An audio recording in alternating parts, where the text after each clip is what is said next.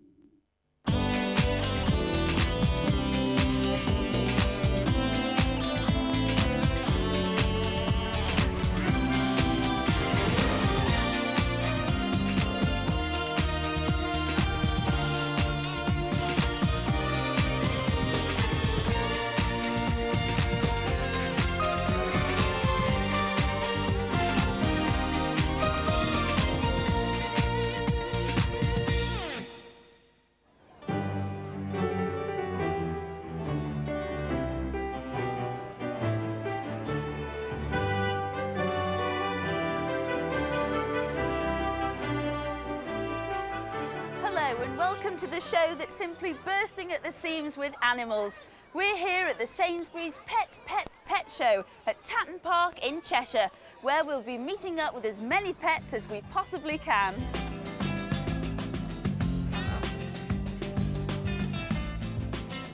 Today on the programme, we'll be meeting Richard Maxwell, one of the world's only horse whisperers. In our pet clinic, Anna Meredith tackles an aggressive cockatiel. And we catch up with Bill Heslop and his prize-winning sheepdogs. Many horse owners have problems with their animal's behaviour at some point or another. But if that horse becomes dangerous or uncontrollable and conventional methods fail, the owner can feel that they have nowhere left to turn. Enter Richard Maxwell. I came here to his stables at Quendon to find out how he succeeds when all else fails. There are currently 37 horses at Richard Maxwell's stables. Some are youngsters waiting to start training, but many have behavioural problems, so severe their owners can no longer cope with them. What's the most common reason that someone will bring a horse or pony to you? Desperation, basically. The most common one we have is probably napping, which is a term that the horse refuses to go forward. Either won't leave the yard or won't go into a show ring, or, basically the horse has said no.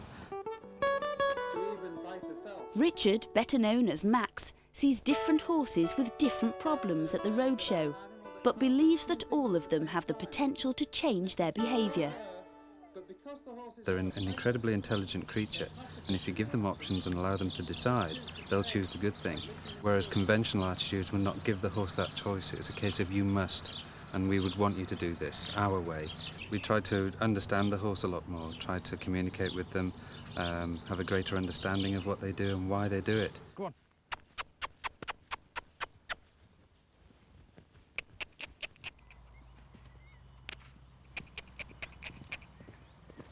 Before he starts any other training, Max must establish a pecking order, just as there would be in the wild. He's the boss and wants the horse to follow him. The technique he uses to do this is called join up, which he demonstrated in the field with 3-year-old Willie. So you're going to stick to you like glue now, Richard? Well, we hope so. So just take me through what your body language was saying to Willie. My body language was very aggressive. There was eye contact. I was very square to him, which is very aggressive in the animal kingdom. So he felt the need to run away from that. And I put pressure on him, that was the pressure. And you were slapping Yeah, that? A little bit of noise, and it kind of just helps to keep him thinking away. And then when I asked him to come to me, I turned away from him, dropped my eye contact, made myself rounder, and approached him in a more gentle manner. And he goes, I understand that, so... See, I can see that then, as you've explained, and why then he would come up to you. But for him actually follow you then? How does that happen? Well, it happens because the horse is an animal. He's out here on his own, and for a horse to be on its own, it's a dead animal. Their instincts tell them if you're on your own, you've got 24 hours before the predators come and pick you up. And he's thinking, I need to be with people rather than away. They're a very gregarious creature, safety in numbers. Even with the most dominant or difficult of horses, Max's methods appear to work time and time again. Right now we're running about 85 to 90% success rate. And these are with horses that the conventional methods have failed with.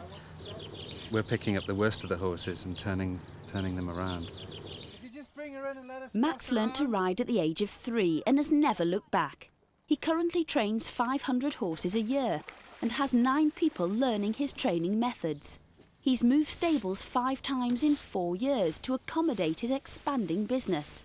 Horses are a focus for the whole family, and Sam Maxwell explains just what it is that makes her husband so single-minded. If I was to be honest, Maxwell's been a bit of a loner. Even when he was a child, you know, the only thing he had in his life really was his ponies. So it's been his, you know, the sort of security and safety in his life. They've always been there, and they've always done things for him. You know, he's always had an affinity with them. Max is confident he can get a result from even the most difficult horses. But with animals like Laddie, there's no quick solution. I know Laddie of old. He's been with me before, and he spent some time with me, went home, and Jane, who owns him, can think of a time that when he got stuck in his stable and he got stuck upside down next to the wall, and we can trace it back that his behaviour deteriorated from that point on. It's been, without exaggerating, 100 times worse than that. He'll throw himself up against walls, run into fences, crash into gates, rear up, bolt upright, and then plunge forward out of the rear, buck. Any combination of all those vices put together. And it just isn't him. You know, he's such a nice character that he was just rebelling against his problems. Is it something which is curable, or will he always have a little bit of a hang-up? Him in particular, I think he's always going to have a mind to think this way because he's thought this way for so long. But he's 7, so that's relatively young for a horse. So if it takes the next couple of years, by the time he's a 9-year-old, he'll be well established, doing his work, and he's still got a long time ahead of him.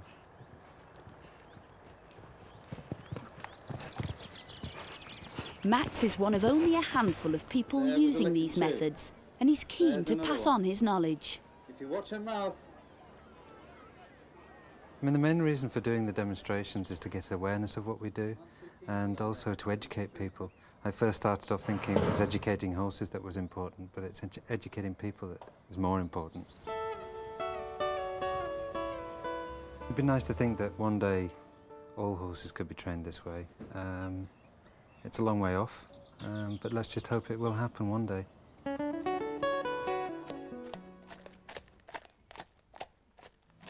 And over the next few weeks, we'll be following Max at the shows as he tackles problem horses like Eros, who's been badly abused. And Fagin, who constantly bucks his owner. There's another. Okay, that's enough. Over at the pet clinic, Anna is with Spike the cockatiel, who's giving his owner a very hard time. So, Pauline, what are we going to do about Spike here? You say he's very aggressive towards you. Yeah, that's right. Why did you buy him in the first place? What made you buy a cockatiel? Well, I've always liked birds and have wanted one for a long time. So you particularly wanted a bird that you could have a really good relationship That's right, with you yeah. and be really tame, Yeah, because I know friends who've got them and they're so friendly with them as well. Yeah, So yeah. When do you see this aggression? basically when I go anywhere near him, in his cage or out of the cage, he just bites and runs away from you. So is it all bad? Is he always aggressive, or does he have his nice side as well? Oh no, he has got a very nice side to him when he wants to, but it's only on his terms. Yeah. He will come out of the cage and he'll actually sit on your shoulder and play with your hair. But if you go to touch him, he'll just bite you. Now, have you ever tried hand feeding him? Yeah, I've tried hand feeding him through the bars of the cage and he's fine with that. He's fine that? Yeah. I think the reason that is he's in his own little safe space there, and you know, if you're just putting it through the bars, he knows you're not invading his space, so he'll take that no problem. What he's actually doing is not so much aggression in the sense that he's trying to attack you, he's actually trying to defend himself, right. And he's biting out of fear, I think. Now, it's quite a common problem in cockatiels, and it really stems from when they were much younger and the way they're brought up. Right, so I didn't realise yeah, that.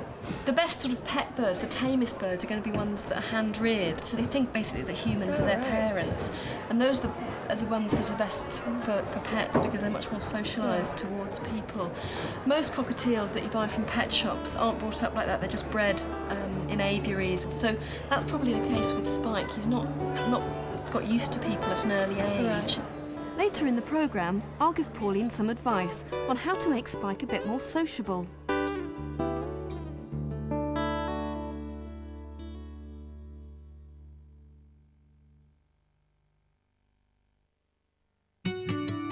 Dear Dad, we've only been here a few days, but already Jack's been off exploring. We've introduced ourselves to the neighbours, and already he's been invited for a drink down at the local. But what really makes him feel at home is meal times, because that means Caesar, all those fine cuts in mouth-watering jelly. It makes his day. Mustache, or we'll miss the post. Love, Sally. And Jack. I really want a PC. But it's really scary. Right, you buy one, then a smarter one comes out. Yeah, you try keeping up. Have you heard of Yourware from Gateway? We're listening. They'll build you the latest PC now, and in 2 years you could trade it in towards the latest PC then. That's what we need. Technology that grows with us. Call 0800 389 0800 and let's talk about Yourware from Gateway. Here's something that will make your teapot tremble. The perfect tea maker from Teafal. Just pop in the bags or drop in the leaves and switch it on. The perfect tea maker from Teafal. For a brew that can't stew.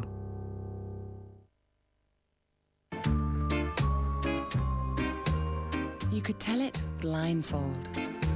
She wore blue velvet. New double velvet. Bluer than velvet. Gently air-dried for a deeper, velvety softness. Softer than satin.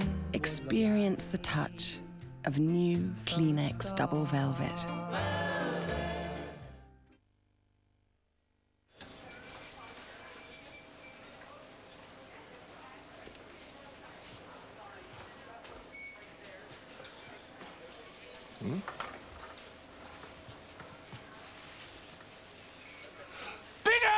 With 1,200 offers every week, it's value to shout about. I've got sunshine on a cloudy day, and it's cold outside. I've got the Every night, BT tests millions of lines. So tomorrow they're working perfectly. What can make just one more reason why thousands of people come back to BT every week.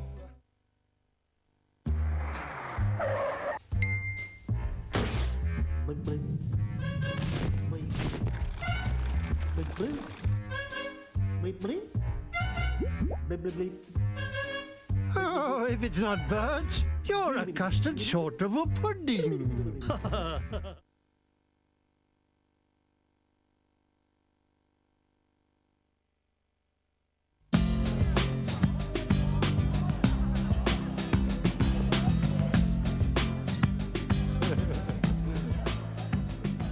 This is Tramp, and he's a ferret with polecat markings.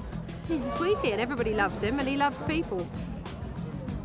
He's a 14-month-old Irish wolfhound. His name is Matt. He's a good, quiet, happy dog. If you had a burglar in your house, it would lick him to death. Back at the vet clinic, I've got some advice that should help Spike the cockatiel become less aggressive. I think what you need to do really is let him out every day and just get him used to being around you, and just just carry on your normal things that you'd be doing anyway. Don't necessarily go towards him all the time. Let him come to you. So he just learns to get confidence in you and know that you're not going to hurt him. And talk to him a lot when he does come to you. Reward him verbally. Tell him he's a good boy and all that sort of stuff. And also you can reward him with the hand feeding, and then he'll start to learn that it's quite a nice thing to have a hand coming towards him because it's got food associated with it. The other thing you can do is when he does bite you, you can tell him off, rather like, a dog, you would a dog, just say a firm no and ignore him, walk away, so that he knows that by biting he doesn't get anything good, he doesn't get a bit of food and he doesn't get your attention. I don't think it's something that's going to instantly change. Take a while, will it, to get? It'll definitely take a while, and it's really just being patient, and I know it's very frustrating and quite painful sometimes if you are getting bitten. But I'm sure over time we can improve his behaviour, and hopefully he'll be a nicer pet to have around. Right, I'll definitely try that. Okay, Yeah. well, good luck to you.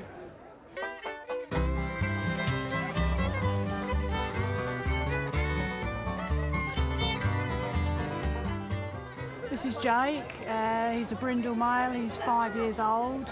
They can be a little bit standoffish to start with, but normally they're very good with people, children, other animals. Very laid back, as you can see. That's it. He's off now. He's asleep.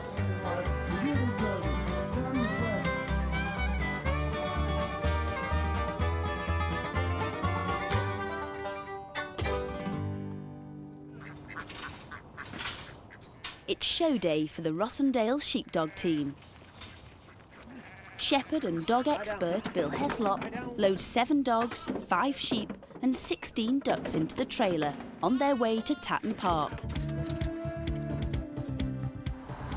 Even Bill, usually unruffled, is more keyed up than usual today. I get a little bit of a buzz. I feel quite excited when I'm going for the first, especially the first demo of the year. I haven't actually practiced with my dogs because with lambing I've been far too busy. Well, no, I have confidence in the dogs. They're the extroverts. You couldn't do demonstration with dogs that weren't extroverts, no more than you could put a show on a stage with people that didn't want to show off a little bit. Meanwhile, Debbie West has arrived. She's been Bill's compere and friend for the past few years. I think it was about 8 years ago. I was part of a dog display team, and we went to a display, and there was Bill Heslop in the arena. And I was one of the public, just stood there and watched this man, and I thought, how does he do that? That's amazing. And I was actually doing the commentary for an agility display team that we had at the time, and Bill had sort of heard that, and we just clicked. I can't exactly tell you what it was, but we became firm friends. And so Bill sort of said, do you fancy giving it a go? And the first demonstration I ever did was a great big agricultural show. And I said, I can't go in there and talk about sheepdogs. I said, there'll be all these shepherds around, all these people that know the right terminology and exactly what you're doing. And he said, no. He said, don't worry about it. And that was it. In the run-up to the demonstration, the pressure starts building for Bill and Debbie. But generally, the first thing is get all the animals settled, and then Bill and I will sit and have a chat together and go from there. So, better get on.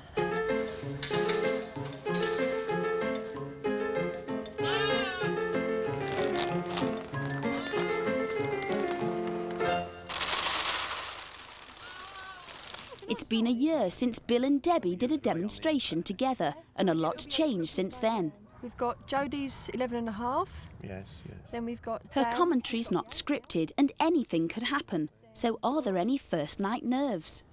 I feel nervous 10 minutes normally before I go on. Before I actually go on, I get knots in my stomach, and I think it's because I care. I think it's because I want it to go right. I'm always looking for perfection, which I'm never ever going to find. Debbie's job is to interpret what Bill and the dogs are doing. I'd like to take this opportunity to introduce Bill Heslop to you. The moment I pick the microphone up and I've said good afternoon or good morning, I'm away and running. The first dog we have in the arena is a 7-year-old tri-coloured dog called Daniel.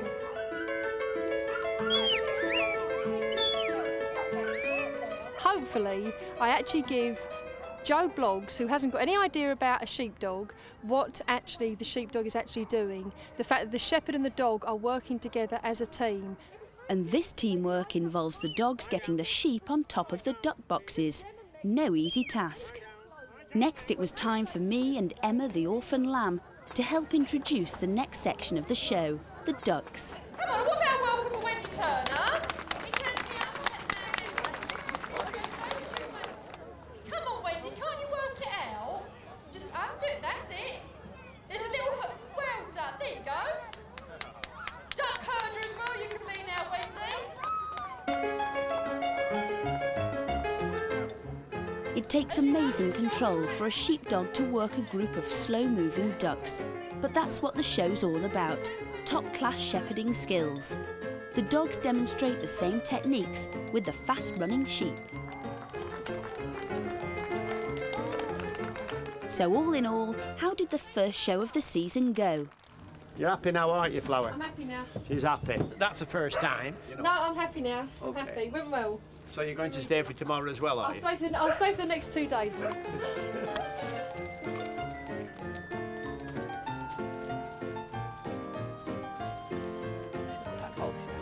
can see how they're not food oriented. It's good.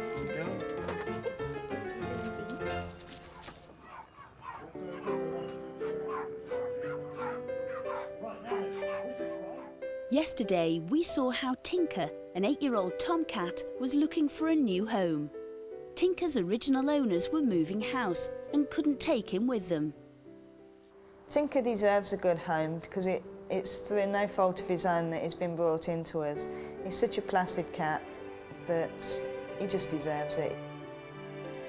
At the Roadshow, we appealed to people to come forward to rehome Tinker and are delighted that the Mate family from Leicestershire have been able to provide Tinker with a loving home he needs. We went to the Roadshow because we'd seen it advertised at our local supermarket, and I went with my mum and with Caroline, my daughter. We hadn't actually realised that Pet Rescue would be there, but when we went into one of the marquees, they'd got a stand there asking actually for animals to be rehomed, and there was a picture of a ginger and white cat in the top right-hand corner, and we just looked at each other and said, yes, that's the one for us. Well, my mum asked me to ring my dad to ask, and I sort of rang him up. Well, we left the market and we rang him up, and I sort of went, Dad. You know there's a plot afoot when you answer the phone and a voice says, Dad. And really that's when they told me that they'd seen Alex as we know him now, Tinker as he was then, and I think they fell in love with him. Dad was persuaded, but Frida and Caroline still had to wait for the RSPCA to carry out a home check. We were just so excited. We couldn't believe that we'd been lucky enough to be chosen to have him. And we did go a bit mad, didn't we? We were very noisy running around the house and decided that we would go straight away to go and get him. I'm not sure whether it was his face or his colouring or probably his eyes, really. And he's just a beautiful cat. The Mate family were delighted with Tinker, but were keen to give him another name. Well, we didn't really like the name Tinker. It reminded me of Tinker Bell, which didn't really suit him. Caroline and I drew up long lists of names, and after a great deal of thinking about it, decided that we would call him Alex. The big question, though, was would the newly named Alex get on with the family's other cat, Patrick? Alex and Patrick have pretty much got on from the beginning. Paddy was a bit unsure and so was Alex, but they've gradually sort of formed a friendship. They always greet each other and rub each other's noses and sort of purr at each other. Alex likes being groomed. He lays for as long as it takes to groom him. He doesn't seem to be able to get enough of that.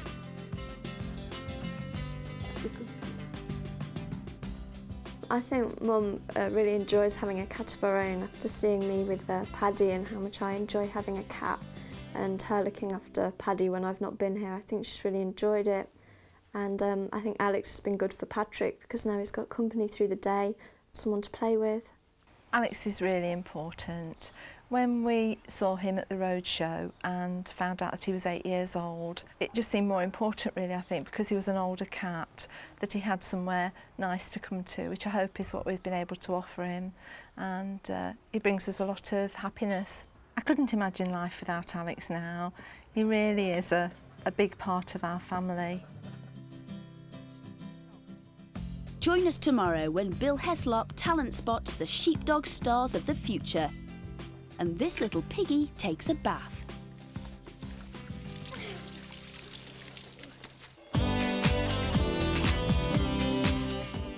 Well, there would normally be a badger parade coming up next, but Harry Hill has other ideas for his show today, involving nervous owls and a leeming.